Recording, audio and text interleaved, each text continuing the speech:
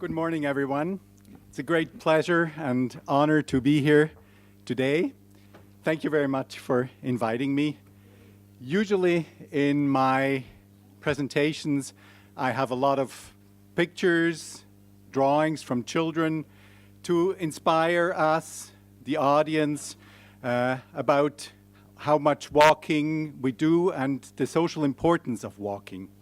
Well, today I have mostly graphs, just like Esther, and not photographs. So I hope you bear with me going through that. In fact, I think these are like two sides of the same thing that we both need to have. We need the imagination. We need to win the hearts of the people. And at the same time, we need to win the minds of the people. We need the facts, the arguments. So only in combination, we actually can reach our goal. I want to talk today in my presentation about mode choice. It's mostly data gathered by travel surveys. I want to talk about the complexity and go through with you the complexity of measuring a trip, how data determines perceptions and policies, quite an important aspect. We've heard that from Esther just a moment ago. And I want to take you talk about the potential for walking in the future based on this data. Well, mode choice is a very often used indicator. It seems very clear and very simple. You have so much walking, so much percentage of public transport, so much car use. Very simple, straightforward. It looks like no problems at all. But in fact, there's a lot of hidden problems behind it. They're mostly methodological. There are different concepts and definitions applied. Usually the methodology differs widely. And so that's why the data is actually not comparable. And at the same time, this indicator is very influential and has often a very lasting effect because the mode chair often actually determines the policies and the investment priorities. And when you have good survey data, you can actually save money. And I'd like to show you today how that could work. A year ago, at the Walk21 in Vienna, we published this international walking data standard. We launched it at the ceremony, and we want to take it further as we go along. We elaborated it with many experts over several years in many countries, and actually want to have it widely adopted by cities, by national governments, and international bodies. And we invite you to adopt the standard as well in your city and in your country. I'll get back to that at the end of my presentation. Quickly, who is behind the project? I'd like to introduce you to the Measuring Walking team. Tim Ferroa, Miles Tide from the UK, Ryan Martinson from Calgary in Canada, Martin Wedderburn, he is here as well from the UK, and myself. And in Vienna, we were joined by Werner Brög from Sozialdata. He's probably the most experienced person in the whole world about travel surveys. He's done more than 1,300 of them on 3 continents. He has interviewed almost 2.5 million people. And what he has is the unique data set that he's captured this data in a very similar way through all these surveys, and so it's an excellent source of comparability, and I'm going to use his data just now. The complexity to measure a trip, it looks very simple to go from A to B, but this is the trip from home to an activity, either work, a leisure activity, or let's say shopping. But usually our trip is split up in different trip legs or stages, as we call them. So we're at home, and then we may walk. Let's assume this is John, where he's walking to he's walking and eventually using public transport to get to his work. And he first walks about 7 minutes to the bus stop, It's about 500 meters. Then he takes a short bus ride, only 5 minutes, 1.5 Ks, but it saves him maybe about 20 minutes. And then he changes over to using the train. At the station, he walks for about 3 minutes, 250 meters. We don't take the waiting into account in this example. And then he takes the train for about 12 minutes. And at the end of his train ride, he has another little walk along the harbor front, just like Christine. And 10 minutes, he enjoys that. Sometimes he wished it were a little bit longer. And he arrives happily at his office. He's had a trip of 37 minutes and done 15 kilometers. And when you look at each of these trip stages, he has done 5 altogether. When you use main mode, which is usually used in travel surveys, you all reduce it to one mode for the whole trip. You don't have the stages anymore, you have one mode, and that's usually attributed to the mode where you have the longest distance. And here, in this example, it's the railway section, the railway stage, that has, with 12 kilometers, by far the longest trip. So in a travel survey, you forget all about all the other stages and have the main mode, that be a public transport trip. Now, if we just took, for example, the time instead of the distance, which would make a lot of sense, because walking then would be 7 plus 3 plus 10, so that's 20 minutes, so walking would actually win. So this would be a walking trip. So depending on how you measure, you get a different type of result. When we take all modes used, we have 3 modes used, or 2 modes used in principle. That's walking and public transport, and you can distinguish even between bus and train if you want to. So what does that mean in real life, in the data that actually you get in a publication or in any presentation? The example of Vienna I have here because it has all the detailed data. You see here, when we take main mode, as just seen before, public transport is quite a large part when you have many transport aspects, many stages connected. Walking then comes only second. The 28% walking trips are walking-only trips. When you take all modes, walking is already at 50%. So half of all modes used is actually walking, is on foot. And when you use the stages altogether, particularly in a public transport city like Vienna, you have 2/3 of all trips being walked. And when you use the time, still about half of the time we spend is on walking. And that's quite relevant when you think, again, of health, or when you think of the exposure data for example, for road safety. And when you get to the distance, go a mode split according to the distance, you see the mode share of walking is very small. And ironically, distance is very often used to give the mode split. So no wonder walking is appearing as very low when you use that kind of indicator. In our standard, we suggest to use at least 4 of these elements, because only then you get the full picture. We suggest to use main mode, stages, time, and distance, and only then you get all elements, because no one is really true just by itself. So what's the benefit of having comparable data? This is the data set of Werner Bröck, that he gathered data in 9 cities on 3 continents as an example. We have Basel in Switzerland, Vienna in Austria, and The Hague in the Netherlands. And you can see again Vienna with the 38% high public transport share. Walking in all cities is quite substantial. The Hague and Basel have also quite a high bicycle share, and the car share is relatively low. So I think that's sort of the European best practice, sometimes with more public transport, sometimes with more more cycling, but walking always being quite important.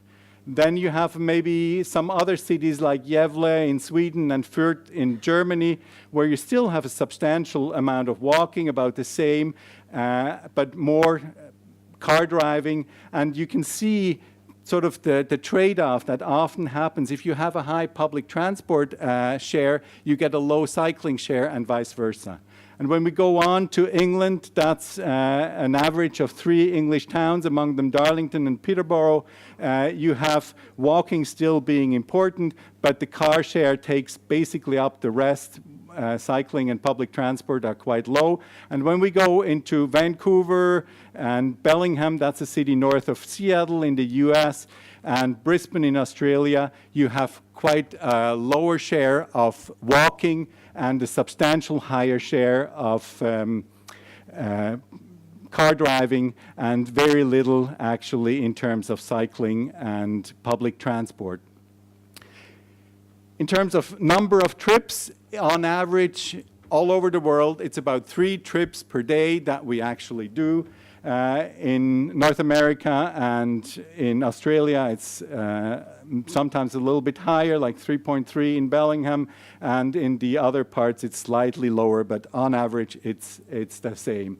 Now, if we go according to stages, you see again the same picture at the beginning. About 2/3 in public transport cities like Vienna or Basel are walking stages, which is quite important to know. And that's why it makes so much sense that MTR is a sponsor of this, because public transport always, as we know, goes hand in hand with walking. And you get, even with the other cities, even car-oriented cities like in North America or in Australia, they still have half of their stages being done walking. I think that's important to know, that whenever we see any data according to distance, this is actually just as true a picture. And you can see again the number of stages per person per day. It's high, between 7 and 8 in very public transit-oriented cities, and a little bit lower in the other cities. Now, how does the data actually influence perceptions? I want to give you 3 examples of how mode choice is actually perceived.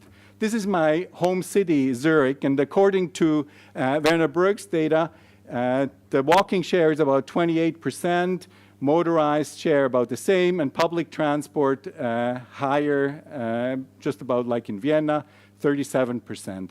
That's the real data captured by the survey.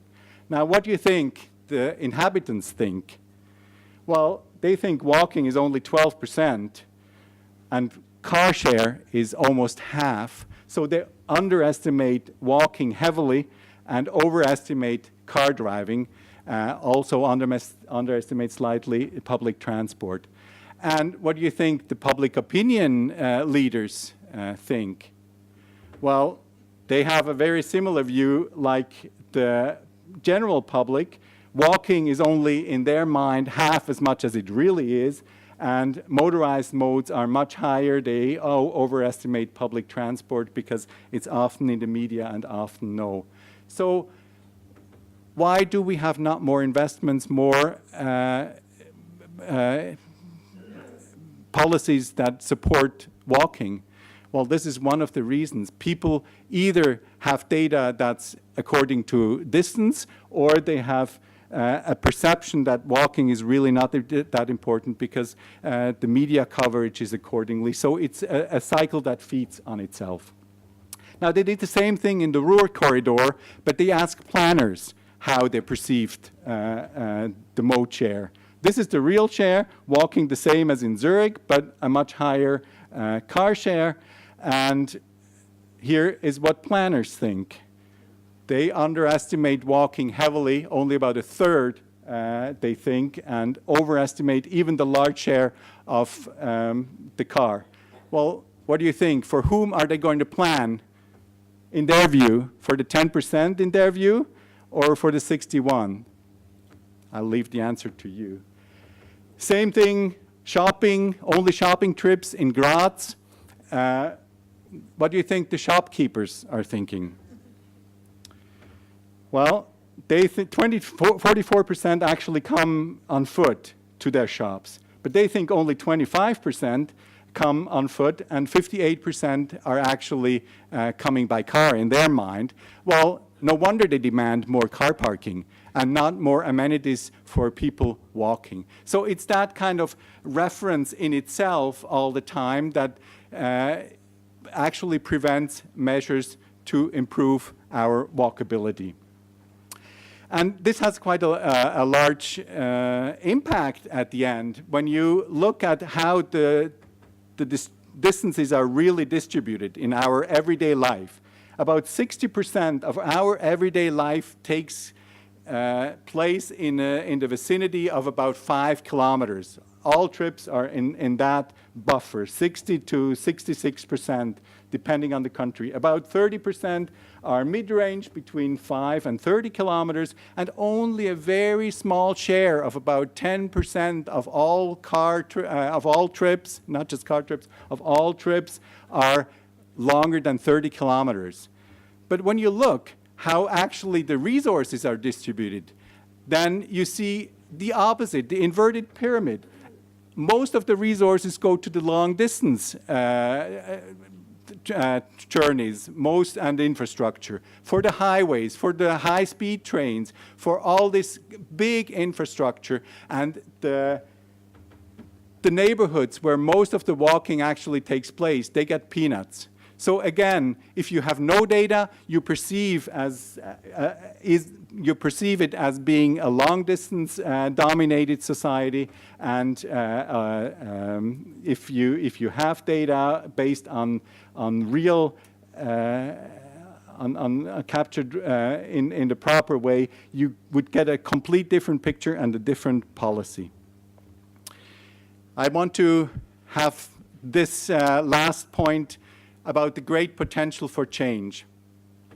This is a unique data collection that Werner Berg has since 1972. He has data captured in the same way for German cities in the West, and this is what the development was over the last 40 years.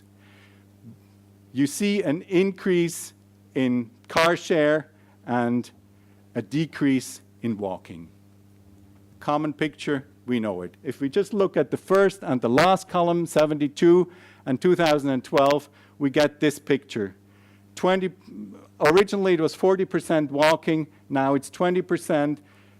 Exactly the opposite. 20% were driving in 1972, and 40% are actually driving in 2012. So what actually happened since then? We need to know as a background that in both years, the number of trips stayed about the same, around 1,000. To make it easy, it's around 1,000 trips. So in the past, over the last 40 years, about 200 trips, that's 20% of 1,000, 200 trips every year changed from walking to driving. So if we calculate that, that's about 5 trips per person per year that changed. We were actually not walking anymore, but taking the car.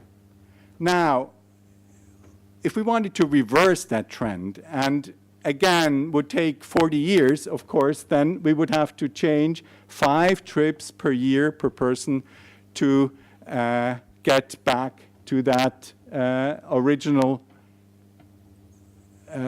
mode share. Well, I think we can do better than that. So if we wanted to do that and reverse it in 25 years, that would make 8 trips per year. So 200 trips divided into 25, that's 8 trips per year, or 2 trips per quarter of a year. 2 trips per season. That's in the summer, once walking to a destination and back instead of taking the car. Not more than that. Once you do walk there and walk back instead of taking the car. Once in the summer, once in the fall, and once in the winter. Now, that's not that much of a change, is it? I think we could do that. Well, let's be more ambitious then. If we wanted to reverse that trend with less than 10 years, then we'd have 2 trips per month, per person per month that we'd have to change. So again, per month, once there and back, we'd have to change from driving to walking now. And if we wanted to be really, really ambitious and reverse the trend in 2 years, we have 2 trips per person per week that we'd have to change. Well, that's very ambitious, and it's just a thought experiment to have all this. But when you think that about half of all car trips are below 5 kilometers, and that's a figure that's true worldwide, then we have a lot of potential to actually change. So I think it's possible. We can do it. Let's do it. I conclude with this slide. The current travel surveys often underestimate walking. Good data helps to change perceptions. Good data shows the substantial potential for mode change.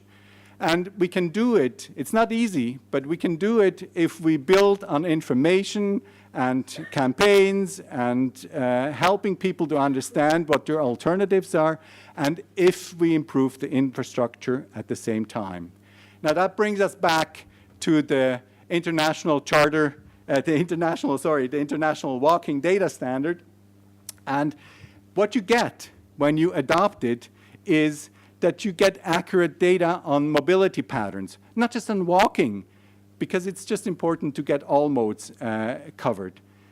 You get an increased consistency and accuracy for your policy and for your planning, which is really, really important. You spend a little bit of money on a good survey, and you get a huge return on your right investments. You save money by making this right investment, by setting your priorities in investment right. And you get the ability to actually benchmark your own achievements, and you can compare the data over time and with others. You get an adequate picture of the amount of walking. So we invite you to adopt the international walking data standard in your city, in your country, and contribute that way to better transport policies and walking conditions. I thank you very much.